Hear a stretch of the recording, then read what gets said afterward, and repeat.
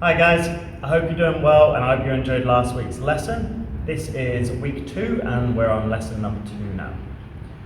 This week we're going to be having a look at another 2 techniques. We're going to be looking at some movements from our jumping and landing section. So this week we're going to be doing parkour rolls and some precision jumps or precision landings. For the equipment this week, for the rolls you're just going to need some open space that you can work in. Something soft is good to practice on when you're first learning these, so carpet or grass works pretty well. Once you get a little bit better at them and you practice them more, you'll be able to do them on some harder surfaces, but best to start off with something soft. For the precision jumps and precision landings, there's a few different things that you can use for this. You can use a wall or you can use some blocks that you can put down on the floor. We're going to have a little look at that when we get to that section of today's class though, and I'll give you some better ideas of what you can use. Okay, so some of the main points for our parkour roll. The most important part that we're looking for here is that we protect our head. So parkour rolls are a safety technique. They can be used if we trip or we fall. We can also use them as a movement similar to a vault. We can use a parkour roll to get over obstacles when we need to. It can also be used if we're dropping down from something high and it's a big drop or a landing. We can use our parkour roll so that it's a little bit easier on our legs. We're going to look at the basic technique for this today. So what we want to do is we're going to start off down nice and low and we're going to have one foot in front of the other. It doesn't matter what foot you have in front, but whatever foot is in front will determine what shoulder you go over. So for example, we can see here I've got my right foot in front and my left foot is back. This means that I'm going to have to roll over my right shoulder because the right leg is forwards. If I want to change through to the other side and put my left foot forwards, it means I'm now going to have to roll over my left shoulder. I'm right-handed, so I quite like rolling on my right shoulder, so I'm going to show you that for the demo, but it's also good that you practice both. So once we've put our leg in front of the other leg, and we're going to come down nice and low, we need to work out what to do with our hands. So what I find the easiest is if we move our hands over to the side, so that they're just in front of our back leg. So I'm going to move my hands through to the side here, and then I'm going to look down at my hands, and I'm going to tuck my chin into my shoulder. So from this position, coming through, chin down into shoulder.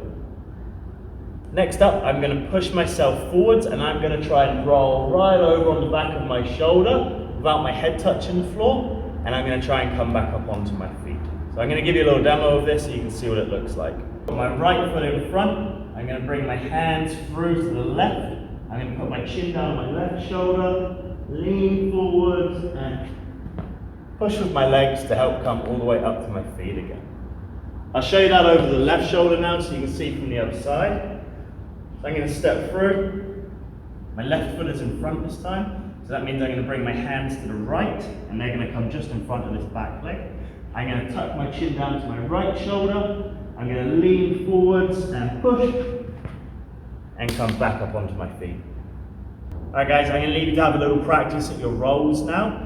When you're ready, unpause the video, come back, and we're going to have a little look at our precision jumps and we'll go through the equipment that you're going to need for that one.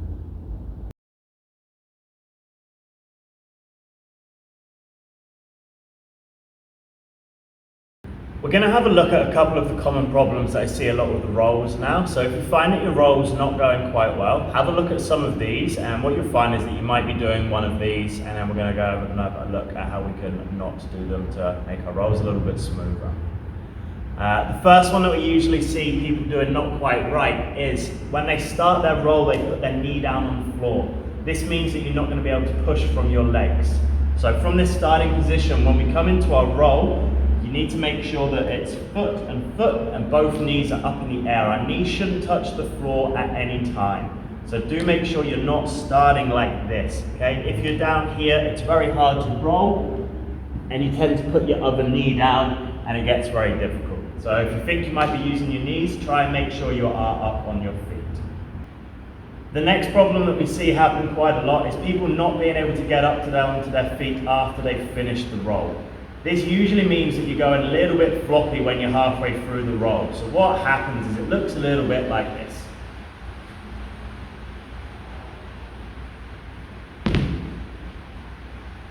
If you find that you're coming back into that sort of position, you're not getting all the way up into your feet, something that you can practice is just rolling back and then rolling up onto your feet. So if you find that you are not getting around your feet, have a go at doing this.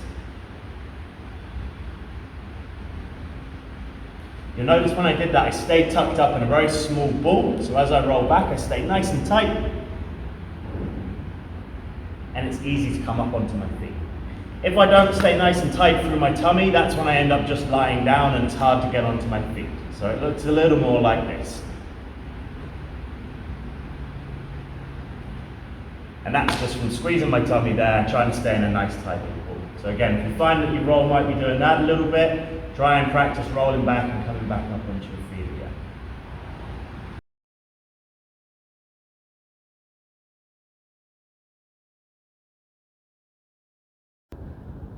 Okay, next we're going to have a look at these precision jumps and landings. Jumping is probably what we do more than anything else in parkour, so it's really important we know how to do it well.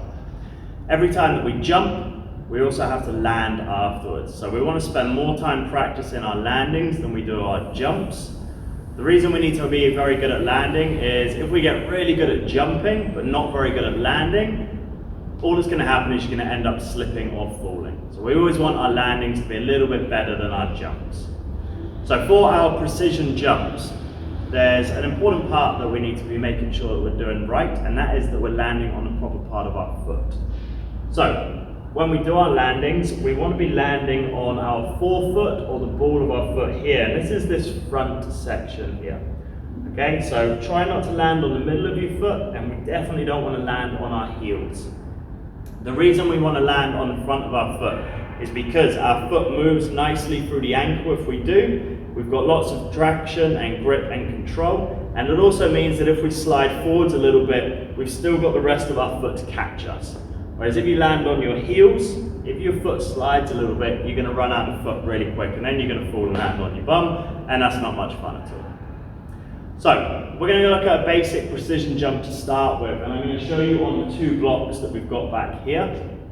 The reason this is easier than the other ones we're going to be looking at is quite simply the size of the block. So as you can see on the top of these, it's nice and wide. I can fairly easily put my whole foot on it, so it's easy to land on. So we're going to have a look at the jump now.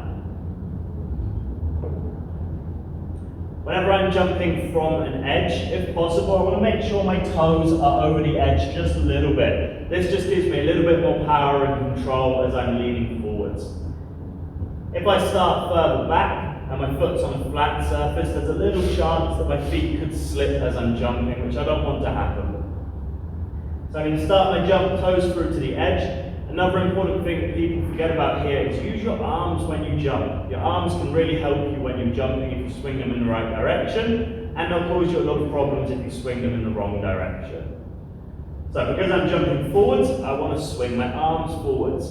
So I'm going to set up for my jump by bending my knees and pulling my arms behind me. This means that when I jump, I'm ready to swing everything forwards, and it's going to help carry me over.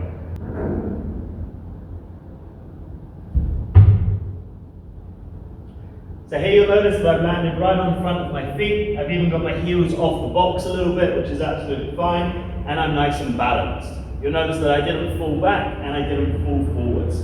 So that's what we're looking for in a precision jump. I'm going to get you to pause your video now and go and have a practice at some jumps. If you don't have any blocks or walls like this with a nice wide top, you can even practice this on the ground. So what I recommend is set out a couple marks. You can see here, for example, we've got lines on the floor. If you've got some chalk, you can draw a line, or you can just put a bit of tape on the floor, or anything that you can mark it with.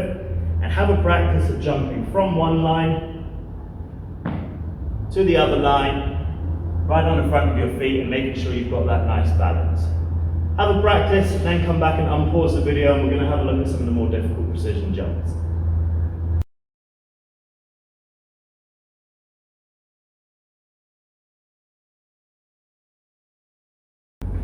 Okay, so once you've had a good practice and you've got your technique sorted and you feel that you can jump nicely and land with that good control, the next part is to start really making it more controlled by landing on something a bit narrower. So what we've got here are the landing blocks.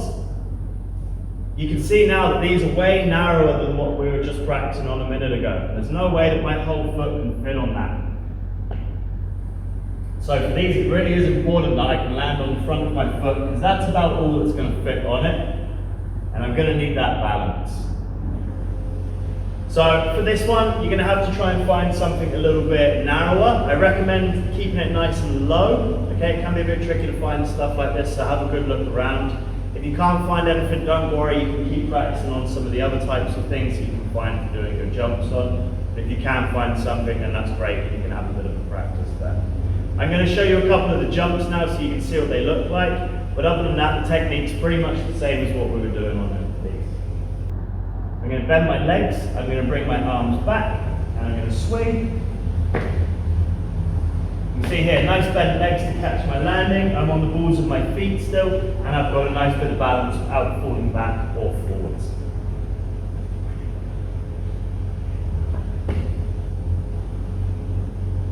Hey guys, the last one I'm going to show you nice and quickly is what we look at for level 3, and this is where we're coming all the way over onto a rail. So rails are quite difficult to land on, and we need to hit them really well right on that front part of the foot so that we don't start slipping. I'm going to show you a quick one.